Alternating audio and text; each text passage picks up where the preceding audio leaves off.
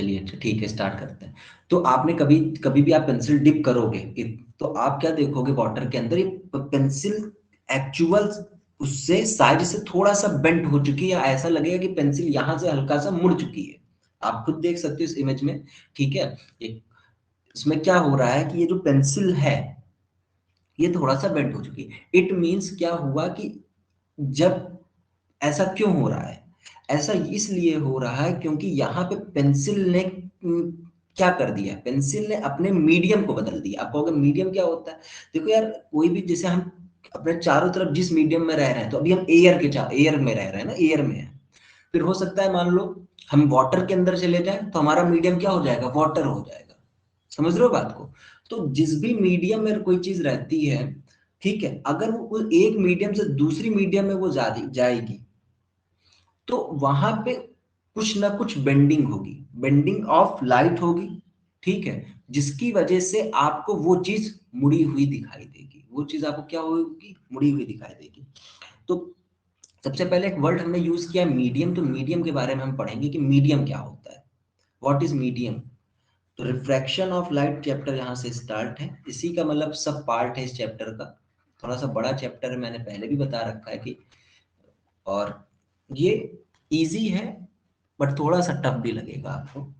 Medium सबसे पहले पढ़ना है कि व्हाट इज मीडियम, मीडियम क्या होता है, ठीक है। तो क्या है, कोई भी सब्सटेंस, मटेरियल जिससे लाइट पास होती है, ऐसा सब्सटेंस, ऐसा मटेरियल, ऐसी कोई जगह जहां से कोई रे ऑफ लाइट पास होती है, उसे हम क्या कहेंगे, मीडियम कहेंगे, ठीक है। तो it refers to any substance or material with from which light passes, light light can pass, ठीक है, जिससे लाइट पास हो सकती है, ठीक है, अच्छी बात है भाई। अब मीडियम, अब आप कहोगे सर मीडियम कौन कौन से हो सकते हैं, तो देखो मीडियम में आप, एयर भी एक क्या है, आपकी एक मीडियम ही है, ठीक है, वाटर क्या एक मीडियम है, डायमंड आप देख रहे हो, डायमंड, हीरा, वैसे तो आप लोग हीरो है बट यहाँ पे हीरा की बात चल रही है, ठीक है। और एयर, वाटर, डायमंड हो गए। और आप ग्लास स्लैब ले सकते हो, ग्लास, ठीक है। ये सब क्या है, मीडियम की तरीके से वर्क करते हैं। वैक्यूम, वैक्यूम भी लगा दो भाई, वैक्यूम जहां पे एयर प्रेजेंट नहीं होती, वो भी एक तरीके का क्या होता है, मीडियम होता है। तो ये कुछ एग्जांपल्स हो गए आपके मीडियम के, जिसमें वो मीडियम क्या होता है, एक ऐसा मटेरियल होता है, एक ऐसा सब्सटेंस होता है, एक ऐसा ऐसा प्लेस होती है, प्लेस तो यहाँ पर नहीं बोलेंगे, एक ऐसी सराउंडिंग बोल सकते हैं जिससे एक लाइट पास कर सकती है, लाइट कैन पास। तो मीडियम क्लियर हुआ, मीडियम, मीडियम आपको क्लियर हुआ, जल्दी बताओ भाई, तब तक हम पेन की थिकनेस थोड़ा सा कम कर लेते हैं।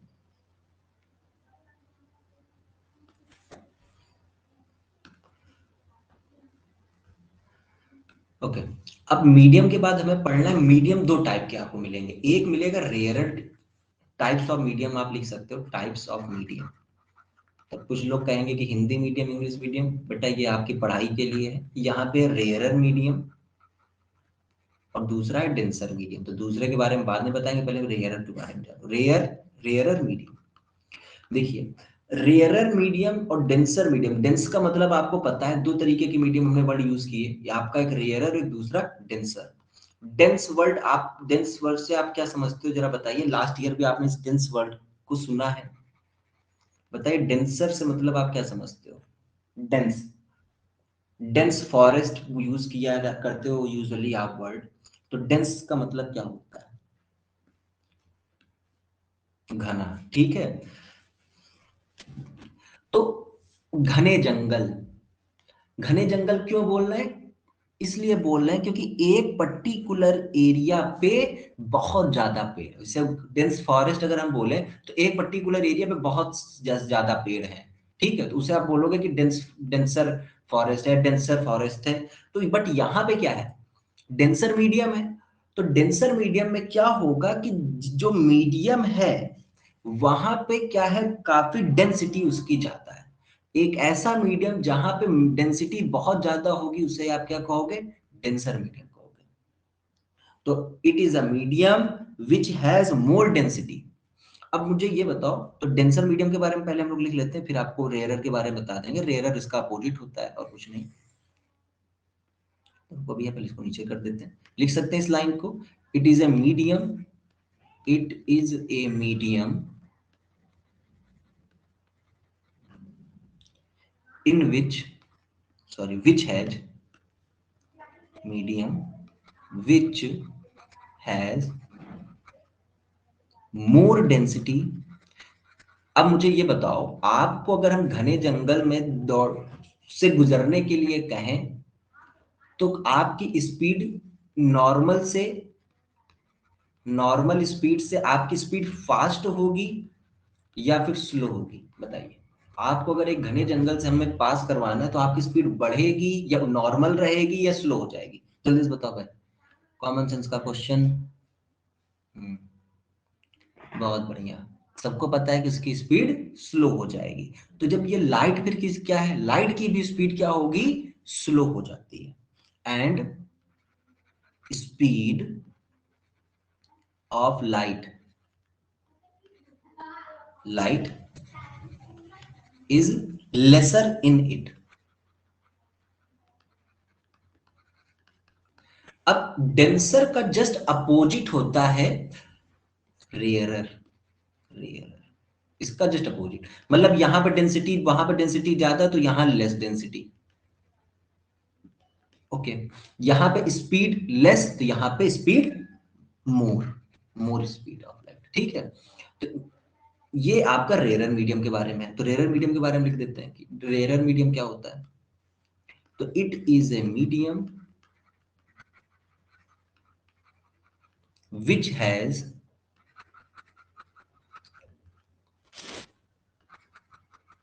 Less density. अब जब लेस डेंसिटी है देन हमारी स्पीड ऑफ लाइट क्या होगी, एंड स्पीड ऑफ लाइट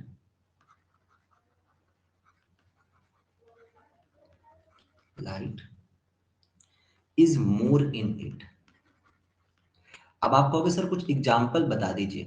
तो देखो बेटा, रेयरर मीडियम पे कोई एग्जाम्पल नहीं दे सकते क्योंकि फिक्स नहीं है, समझना इस बात को। कि अभी हम आपसे कहें कि एयर, वैसे तो यूजुअली क्या रहता है, मैं फिर भी एक आपको समझाने के लिए बता देता हूँ, यूजुअली यही यूज होते हैं। एयर को हम लोग रेयरर में रखते हैं और ग्लास को हम लोग डेंसर में रखते हैं। बट हो सकता है ग्लास में भी कई वेराइटीज ऑफ ग्लास हो। एक ऐसा ग्लास है जिसमें और घने घने और मतलब उसकी डेंसिटी और ज्यादा है, उसमें जो पार्टिकल्स है, उसमें जो पर यूनिट मास जो है वो क्या है, ज्यादा है। तो हो सकता है कि एक ऐसा ग्लास हो जिसकी डेंसिटी और ज्यादा हो। तो अब ये जो दूसरा ग्लास, मान लो एक ग्लास ए था एक ग्लास बी था, इसकी डेंसिटी ज्यादा थी तो फिर ये डेंसर माना जाएगा और फिर ये रेयरर माना जाएगा। समझना इस बात को कि कोई भी दो ऑब्जेक्ट, कोई भी दो मीडियम, ठीक है। अरे यार, कोई भी दो मीडियम रेयरर और डेंसर उनके डेंसिटी के अकॉर्डिंग माने जाएंगे, कुछ भी फिक्स नहीं है। बट हाँ ये है कि हम लोग जनरली जो मोस्टली क्वेश्चंस में क्या रहता है कि जैसे हमें दो मीडियम लेना है तो हम लोग मोस्टली लेते क्या है, एक एयर को ले लेते हैं, दूसरा ग्लास को ले लेते हैं। तो एयर को हम लोग रेयरर में रखते हैं और ग्लास को हम लोग किस में रखते हैं, डेंसर में रखते हैं। या दूसरा एग्जांपल, एक और पेयरिंग हम लोग चलती, एयर एंड वाटर। हमने लाइट कहां से पास की, एयर से, किसमें पास कर दी, वाटर में। तो एयर हमारा रेयरर रहेगा और वाटर हमारा क्या रहेगा, डेंसर रहेगा। तो एक थोड़ा सा हमने आपको बताया है कि हाँ भाई, एक रेयरर मीडियम होता है, डेंसर मीडियम होता है, वैसे तो कुछ फिक्स नहीं है। बट आप यूजुअली जो हम लोग यूज करते हैं, जैसे आप कहीं पे भी एयर और ग्लास है तो आपको ये क्लियर होना चाहिए कि एयर आपका रेयरर में रखा जाएगा और ग्लास आपका डेंसर में। कहीं पे भी एयर और वाटर है तो एयर आपका रेयरर माना जाएगा और वाटर आपका डेंसर माना जाएगा, ठीक है भाई। आई बात समझ में। तो मीडियम क्लियर हुए, मीडियम क्लियर हुए, टाइप्स ऑफ मीडियम और मीडियम जो भी हम लोगों ने पढ़ा है।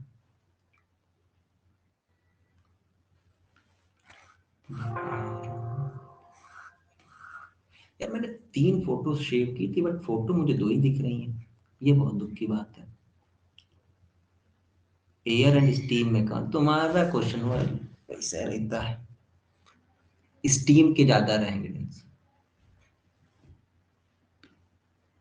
ठीक है, स्टीम डेंसर रहेगा। ठीक है,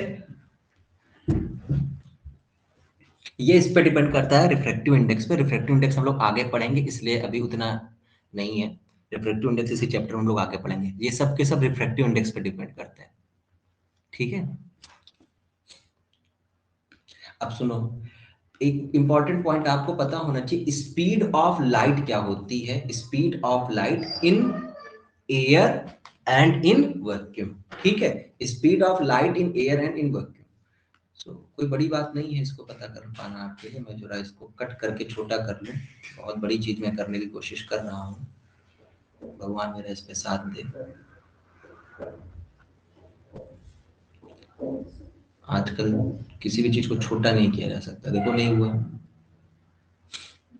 भगवान ने भी साथ नहीं दिया। चलो ठीक है, तो स्पीड ऑफ लाइट की बात करते हैं। स्पीड ऑफ लाइट, ये रफ नहीं करूंगा ताकि आप इसको समझ पाओ। Speed of light, speed of light क्या होता है, 3 × 10⁸ इन एयर, ये इन एयर, या फिर 10⁸ मीटर पर सेकेंड। और अगर वैक्यूम की बात करें, speed of light in vacuum, vacuum speed of light in vacuum, वो भी कितनी होती है, सेम होती है 3 × 10⁸। बाकी मीडियम्स में फिक्स नहीं है, वो उनकी डेंसिटी पे डिपेंड करेगा, ठीक है, उनकी डेंसिटी पे डिपेंड करेगा। आगे बढ़ो, इसको हम लोग सी से रिप्रेजेंट करते हैं, ठीक है, इसको हम लोग किससे रिप्रेजेंट करते हैं, स्मॉल सी से रिप्रेजेंट करते हैं। तो ये चीज अभी आपको जरूरत पड़ेगी, इसलिए मैंने अभी आपको बताया यहीं पर, ओके। अब हम लोग एग्जैक्टली पढ़ेंगे रिफ्रैक्शन ऑफ लाइट, चैप्टर को टॉपिक का नेम है रिफ्रैक्शन ऑफ लाइट। अब रिफ्रैक्शन ऑफ लाइट अब स्टार्ट होगा बेसिकली, रिफ्रैक्शन ऑफ लाइट कि what is refraction of light. तो इसके लिए एक इमेज मैंने वैसे तो ढूंढ के रखी थी, बट फिर भी देखता हूँ मिलती है या नहीं।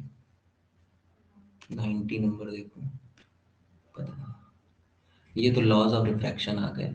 चलिए बस इसको देखिए, पहले इस पार्ट को देखिए, केवल इतना देखो क्या है यहाँ पे। रिफ्रैक्शन ऑफ लाइट में क्या हो रहा है, वॉट, ये एयर है, ये पार्ट क्या है, एयर है, एयर। वैसे तो इन्होंने यहाँ पे मीडियम 1 से इसको रिप्रेजेंट किया, क्या है कि ये मीडियम 1 है, ये क्या है, मीडियम 1 है। और इस मीडियम 1 से मीडियम 2 में लाइट पास हो रही है। तो रिफ्रैक्शन कब होता है, जब लाइट एक मीडियम से दूसरे मीडियम में पास होती है। पहली चीज तो ये पता चली तुम्हें। तो जब ये जो, इसे हम लोग बोलते हैं इंटरफेस, ये जो पॉइंट है, ये जो थोड़ा सा मैं कलर ब्लैक लेता हूं जो दिखे, ये रेड कलर का, ये जो पॉइंट है ये कहलाता है इंटरफेस, ठीक है। इसे हम लोग क्या कहते हैं, इंटरफेस भी कह देते हैं, ठीक है, या रिफ्रैक्टिंग सरफेस भी बोल सकते हो। बट यहाँ पे क्या होता है, लाइट उस एक मीडियम से दूसरे मीडियम के अंदर आ जाती है यहाँ पे। तो होगा क्या, देखो वैसे तो इस लाइट, ये इंसिडेंट रे है, तो एक्चुअल में तो इसे इस पाथ में होना चाहिए था, एक्चुअल में तो इसे इस रास्ते में होना चाहिए था। बट ये लाइट क्या हो गई, थोड़ा सा बेंड हो गई है। बेंड होने का मतलब ये है कि ये लाइट कोई जरूरी नहीं कि इधर ही हमेशा जाएगी, हो सकता है ये लाइट इधर, ये रे इधर की ओर भी जा सकती थी, इधर की ओर, समझ लो, बना देता हूँ ब्लैक कलर से, देखो हो सकता था कि ये वाली लाइट इधर भी जा सकती थी, इस डायरेक्शन में भी। तो इसे बेसिकली हमें वर्ड यूज करना है बेंडिंग ऑफ लाइट। लाइट की क्या हो गई हमारे, बेंडिंग हो गई, ठीक है। तो हमारी इसके रिफ्रैक्शन ऑफ लाइट की हम अगर डिफिनेशन बनाना चाहें, ठीक है, whenever light moves in one medium to another medium, ठीक है, इट बेंड्स, वो क्या करती है, वो बेंड कर जाती है, उसे ही हम लोग क्या कहते हैं, रिफ्रैक्शन ऑफ लाइट। या दूसरी डिफिनेशन हम लोग क्या लिख सकते हैं, the bending of light rays when it passes from one medium to another medium is called refraction of light, ठीक है भाई, बताओ। अब यहाँ पे क्या है कि रिफ्रैक्शन ऑफ लाइट तो हो गया, बट एक चीज अगर आपसे कॉमन नॉर्मल एक पूछूं कि क्या हो अगर एयर में ही लाइट पास होती रहे, मतलब अगर ऐसा हम करें, क्या कहना चाहते हैं कि मान लो हमने लाइट को एक ही मीडियम में रखा, एक ही मीडियम में रखा, मतलब उसको हमने दूसरे मीडियम पे लेकर ही नहीं गए, तो लाइट का पाथ कैसा होगा? स्ट्रेट होगा, स्ट्रेट पाथ में मोशन करेगी, मूव करेगी, या फिर उसका पाथ बेंड हो जाएगा? बताइए। अगर लाइट एक ही मीडियम में है, ठीक है, वो ऐसे आ रही है, तो स्ट्रेट पाथ होगा कि वो बेंड करेगी? बताओ जल्दी से। स्ट्रेट पाथ, ठीक है। हम लोगों ने देखी भी है, आप अपने घर पे भी देख सकते हो, टॉर्च की रोशनी देख सकते हो, मुड़ती तभी है जब एक मीडियम से दूसरे, ठीक है। सो रिफ्रैक्शन ऑफ लाइट का हम लोग यहाँ पे थोड़ा सा डिफिनेशन लिख के दिखाते हैं आपको, समझा तो दिए ही हैं, तो समझ में आ गया होगा ना। Bending of light from one medium to another medium is called refraction of light. Okay, तो इस फोटो को थोड़ा सा छोटा करूंगा, रिफ्रैक्शन ऑफ लाइट ऐसे रहता है।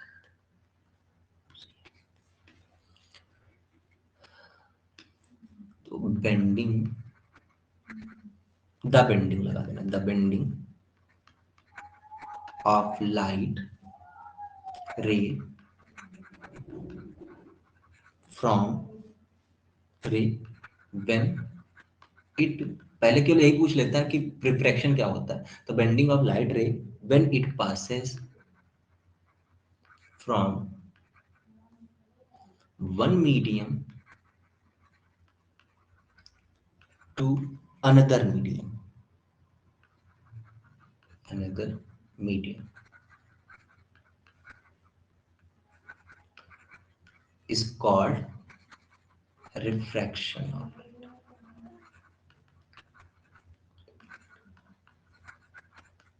ठीक है, रिफ्रैक्शन ऑफ लाइट थोड़ा समझ में आया आपको? अब हम एक प्रॉपर फिगर बनाएंगे, ये तो आपके लिए एक्चुअल, मैंने बोला ना जो फिगर मैं लेकर आया था वो लगा ही नहीं यहाँ पे, ठीक है। ये तो अभी काम चलाओ, मैंने ऐसे दिखा दिया था समझाने के लिए, अब एक्चुअल में प्रॉपर फिगर हम बना के दिखा रहे हैं आपको, ओके, कि कैसे होगा, उसमें क्या क्या और भी चीजें मेंशन करनी है, रेस का क्या नेम है, वो चीजें हम लोग देखेंगे। तो इस फिगर को केवल मुझे समझाना था, इसलिए अभी इसको हटा देता हूँ। रिफ्रैक्शन ऑफ लाइट,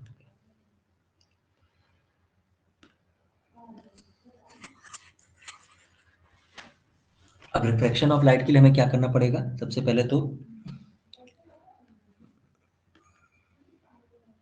एक लाइन खींच लेते हैं,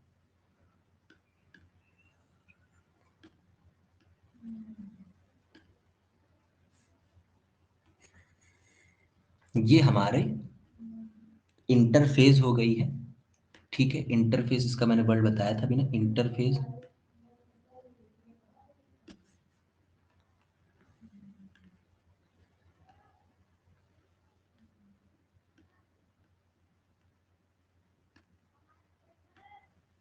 इंटरफेस, ये इंटरफेस है आपका, ठीक है, ये, ठीक है।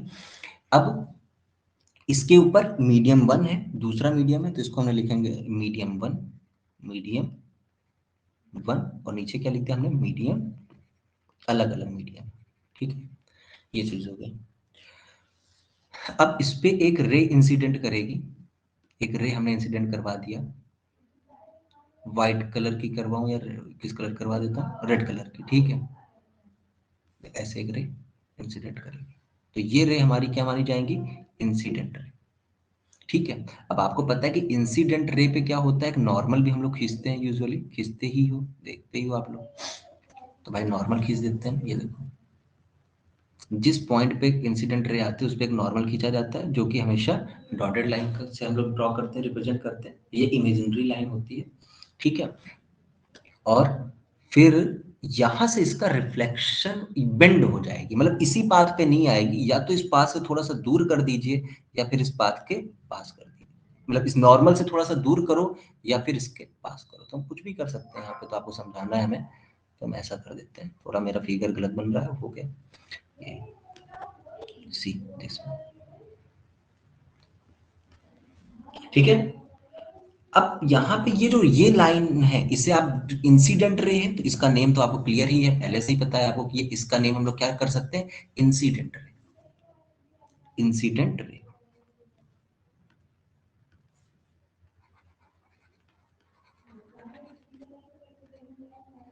ठीक है, इसे किससे रिप्रेजेंट करते हैं, आई आर से रिप्रेजेंट करते हैं, ठीक है। ये रिफ्लेक्शन हो गया इसका, तो इसको हम बोलेंगे रिफ्रैक्टेड रे। रिफ्लेक्टेड में लिख देना, रिफ्रैक्टेड लिखना है, स्पेलिंग देख लो यहाँ पे, रिफ्रैक्टेड रे, ओके। और ये एंगल ऑफ इंसिडेंस आई होता है, और ये एंगल ऑफ रिफ्रैक्शन आर होता है। एंगल ऑफ इंसिडेंट ये आई है, और ये एंगल ऑफ रिफ्रैक्शन आर है,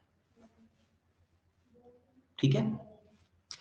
सो कुछ चीजें हमें लिखनी पड़ेंगी कि इंसिडेंट रे क्या होता है, रिफ्रैक्टेड रे क्या होता है, आई क्या है, आर क्या है, उनकी थोड़ी सी थोड़ा सा आपको डेफिनेशन लिखनी पड़ेगी, ठीक है। सो अब देखो, एक एक पॉइंट को हम लोग मेंशन करते हैं। इंसिडेंट रे क्या है आपकी, तो लिखेंगे the ray that strikes the surface is called incident.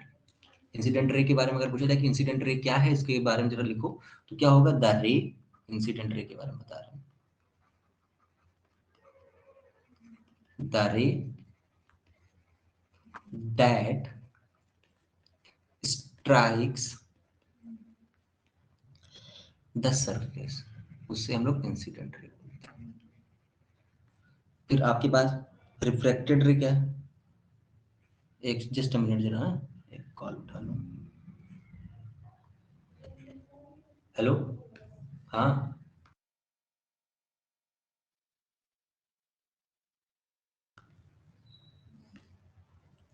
तो the ray that strikes the surface, ठीक है। और रिफ्रैक्टेड रे के बारे में हम लोग क्या लिख रहे थे,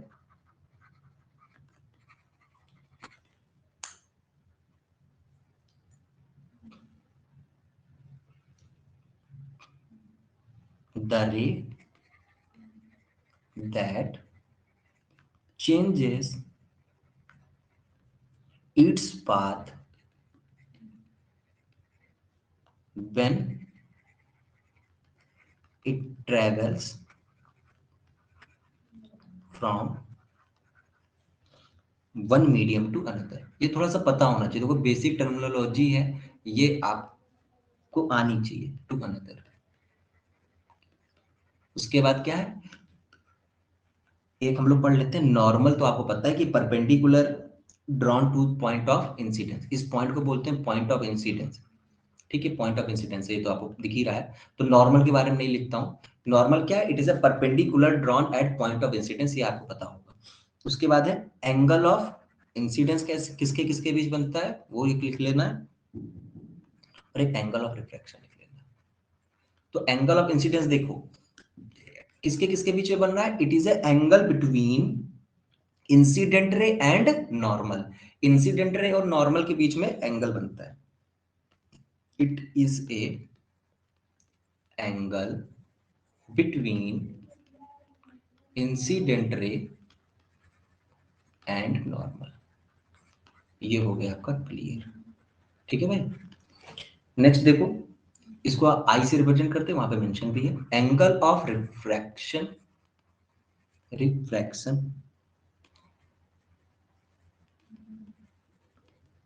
तो सेम रहेगा, it is the angle between refracted रे एंड नॉर्मल। यहां तक की चीजें क्लियर हुई, रिफ्रैक्शन ऑफ लाइट जो हमने अभी पढ़ा है, क्या आपको ये थोड़ा बहुत समझ में आया या नहीं है, जल्दी से मुझे बताइए, यस और नो में रिप्लाई करिए। क्या कोई भी ऐसी चीज जो आपको दिक्कत दे रही हो,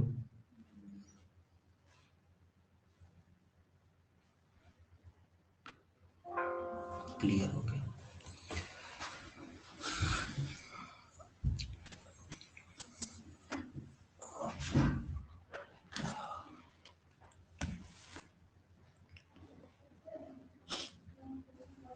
नेक्स्ट, अब रिफ्रैक्शन के कुछ जैसे लॉज ऑफ रिफ्लेक्शन आपने पढ़े थे, और उसी तरीके से लॉज ऑफ रिफ्रैक्शन भी है। रिफ्लेक्शन आपने पढ़े या नहीं पढ़े, जल्दी से मुझे बताइए। लॉज ऑफ रिफ्लेक्शन आपने पढ़े हैं या नहीं पढ़े? अगर पढ़े हैं तो कोई एक बच्चा मुझे पहला लॉ बता।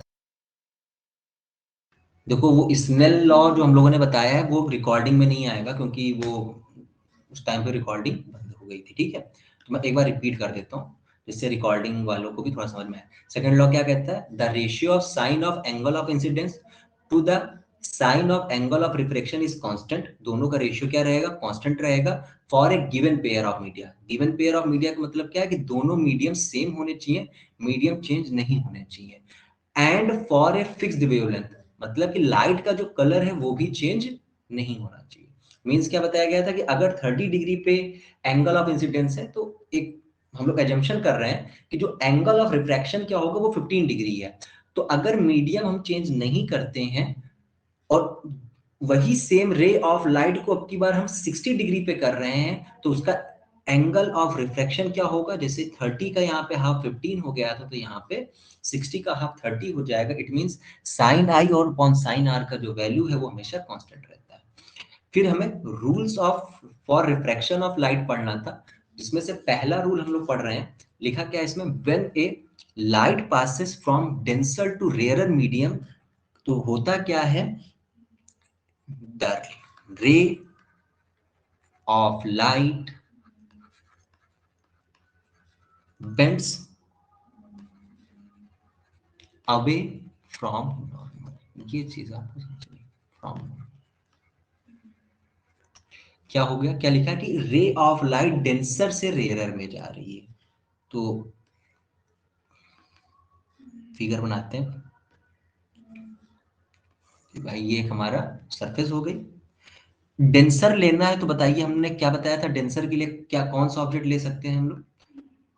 डेंसर के लिए हमने अभी क्या बताया था? जल्दी से मुझे बताइए, डेंसर के लिए हमने क्या बताया था? जल्दी से बताइए, डेंसर के लिए हम लोग क्या ले सकते हैं? ग्लास, वाटर, ठीक है। तो ग्लास हम यहाँ पे लेंगे, ठीक है। अब यहां से रे ऑफ लाइट क्या करेगी? इंसिडेंट करेगी। चलिए रे ऑफ लाइट को इंसिडेंट करवा देते हैं। तो ये डेंसर है, तो दूसरा वाला मीडियम हमको रेयरर लेना है, तो हम एयर ले लेते हैं। एयर, ठीक है। ये क्या है? रेयरर मीडियम है हमारा। तो अगर हम इस पे नॉर्मल ड्रॉ करेंगे, अगर हम नॉर्मल ड्रॉ करते हैं, देखिए यहाँ पे ये नॉर्मल हुआ 90 डिग्री पे। थोड़ा सा 90 नहीं लग रहा है, प्रॉपर करना पड़ेगा इसे।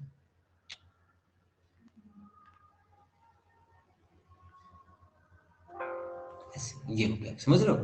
तो ये नॉर्मल से थोड़ा सा दूर चली जाएगी। क्या होगी? थोड़ा सा ये दूर होगी। समझ रहे हो बात को? देखना, ये bends away from the normal, इसका मतलब यही होता है। Bends away from the normal मतलब समझ गए ना, कि नॉर्मल से थोड़ा दूर होगी। ये चीज आपको समझो, क्या लर्न करनी है, क्या करनी है वो चीज अब आप जानिए, ये आपको पता होनी चाहिए। इसका रीजन क्या है?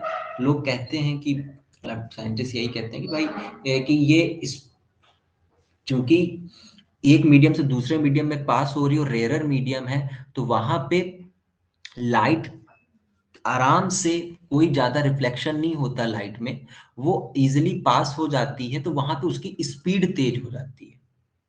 ठीक है, वहां पे स्पीड उसकी तेज हो जाती है, बस यही लॉजिक है। बट वो स्पीड तेज होने से वो दूर क्यों जा रही है, इसका कोई वो नहीं है। तो बस आपको ये क्लियर करना है कि जब भी आप डेंसर से रेयरर जाते हैं, डेंसर से रेयरर जाएंगे, लाइट रे क्या होगी? बेंड अवे होगी, ठीक है। बेंड अवे होगी, समझ गए? कहां से बेंड अवे होगी? नॉर्मल से, तो ये नॉर्मल से, ठीक है। और इसका अपोजिट दूसरे वाले में होगा, इसका अपोजिट दूसरे वाले में होगा, ठीक है। चलिए, तो रूल नंबर 2 क्या कहता है? रूल नंबर 2 ये कहता है कि व्हेन अ लाइट रे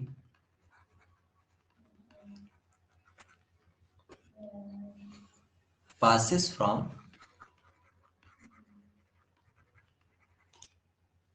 rarer to denser medium, ठीक है। सो अब क्या होगा, अब इसका अपोजिट होगा, bends towards normal, it bends towards normal.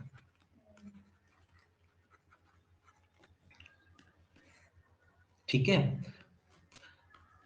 अब करना क्या है, फिर से एक बनाते हैं भाई। देखो यहाँ पे एक हमने सरफेस बना दी, ये सरफेस है अपनी, ठीक है। और एक इंसिडेंट रेस पे ले लिया हमने, हमारे पहले मीडियम मेंशन कर देते हैं उनको।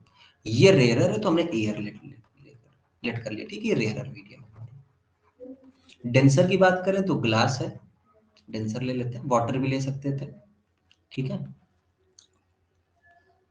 अब होगा क्या, देखो कहाँ पे यार, ये ऐसे करते हैं, ये नॉर्मल हो गई। अब की बार ये क्या होगी, रे ऑफ लाइट नॉर्मल की ओर थोड़ा सा बेंड होगी, तो नॉर्मल की ओर थोड़ा बेंड कर देते हैं, चल गई, बेंड हो गई है तो जस्ट अ मिनट, ये ऐसे हो जाएगी, सी दिस वन,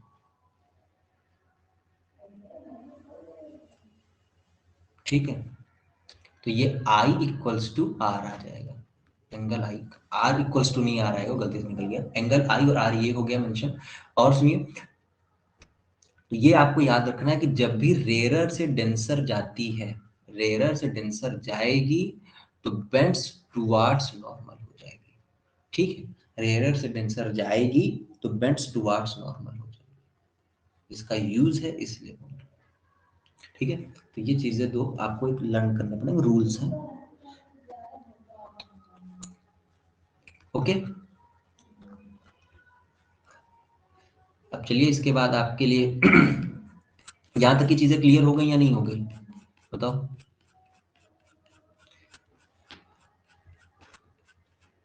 तो कितनी चीजें आज हम लोगों ने पढ़ डाली, मीडियम से स्टार्ट किया था, है ना।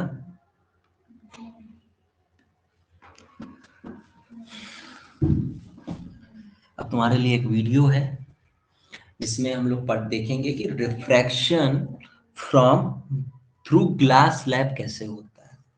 अब हमारा जो नेक्स्ट टॉपिक भी है इसमें रिफ्रैक्शन थ्रू ग्लास स्लैब है, तो वो हमें देखना है, ठीक है।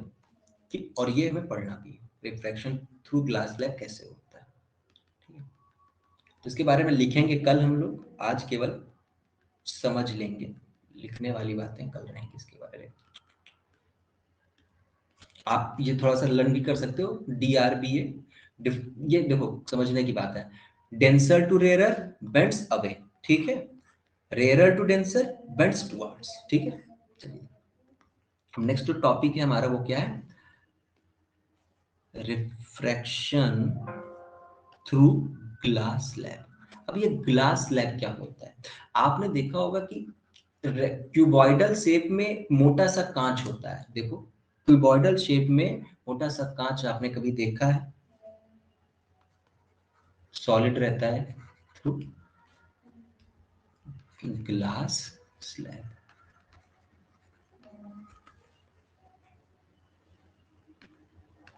अब चलिए, अब नहीं देखा है तो अब देखो बेटा, देखिए भाई वीडियो प्ले कैसे होता है। इसकी साइज को मैं बड़ा कर देता हूँ वीडियो की, अगर ये बड़ा होना चाहे तो, जबरदस्ती करेगा तो भाई कुछ नहीं कर सकते हम।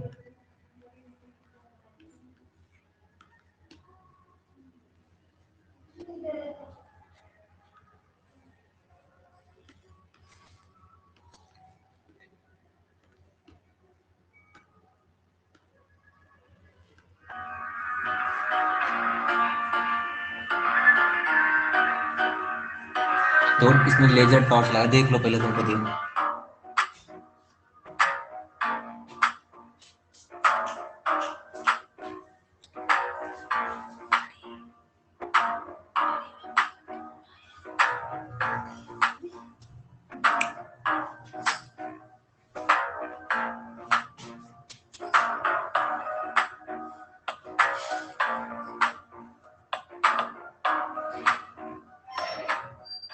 एक बार और देखो, हाँ थोड़ा सा इसकी मैं वो डायमेंशन थोड़ा अजीब टाइप की हो गई, इसको मैं ऐसा करता हूँ, तो ये भी आ जा रहा है नीचे की तरफ, इसको मैं लंबी करना चाहता हूँ, ऊपर भी ऑप्शन नहीं आ रहा। ठीक है, एक बार और देख लो, फिर समझाते हैं इसमें क्या आपको देखना है।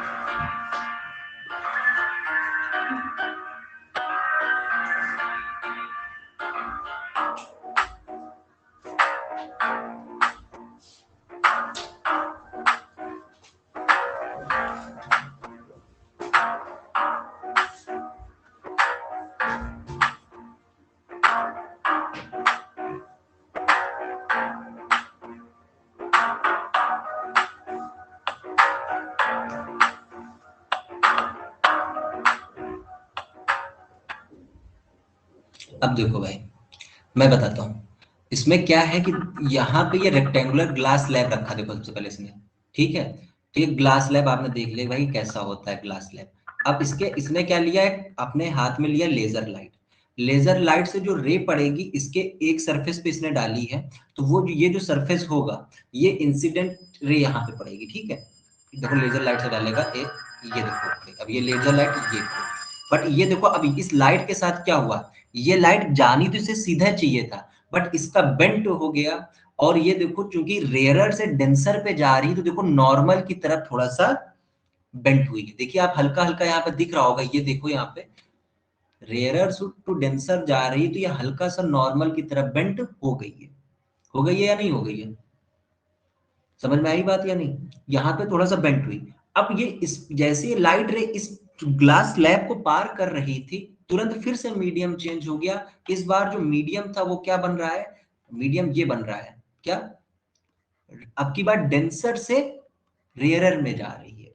जैसे अब इस वाले सरफेस पे पहुंचेगी, इस वाली सरफेस पे पहुंचेगी उस साइड के, तो क्या होगा कि डेंसर से रेयरर पे जा रही है, तो ये बेंड्स अवे हो जाएगी। तो देखो वैसे तो नॉर्मल यहाँ पे ये आता है, नॉर्मल अगर हम ड्रॉ करते तो नॉर्मल यहाँ पे आता, बट वो देखो कहाँ पे हो गया, वो नॉर्मल से कितना दूर चली गई है। ये चीज आपने देखी, समझ में आया भाई। एक बार और प्ले करके दिखाऊं, अच्छा लग रहा हो तो। अब इस चीज को तुम अब आप अच्छे से देखो, जो चीज मैंने समझा दी है कि एक इंसिडेंट रे पड़ेगी, उसका रिफ्रैक्शन होगा, रेयरर से डेंसर पे जा रही, इसलिए नॉर्मल की तरफ बेंट हो जाएगी।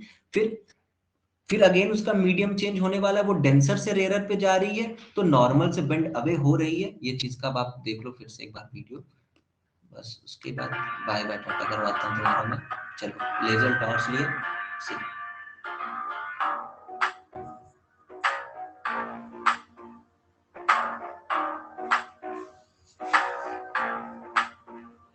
वो इमरजेंट बीम जो लास्ट में सबसे निकलती है उसे इमरजेंट रे बोलते हैं, जो पड़ती है उसे इंसिडेंट बीम बोलते हैं, इंसिडेंट रे। और ये पैरेलल वाली बात मैं अभी बाद में बताऊंगा तुम्हें।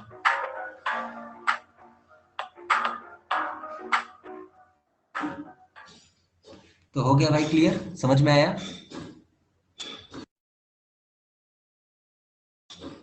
बताओ भाई।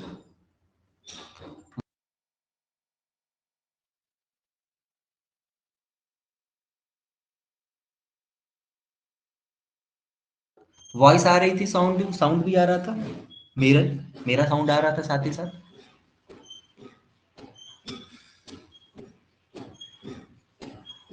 ओके, तो इसके बारे में हम लोग कल के दिन पढ़ेंगे, ठीक है। आज के दिन मैंने समझा दिया है तुम्हें। और इसका refraction through glass slab, lateral displacement, ठीक है, reversibility of path of light, consequences मतलब रिफ्लेक्शन के परिणाम क्या होते हैं, और देन रिफ्लेक्टिव इंडेक्स, ये कल हम लोग पढ़ेंगे इतनी चीजें, ठीक है। तो वीडियो वैसे तो 40 मिनट्स का है, क्योंकि बीच बीच की जो डिस्कशन रहे हैं नेसेसरी, उस पर मैंने वीडियो को वो कर रखा है। तो आज की क्लास में केवल इतना ही। Thank you, good night, take care, bye.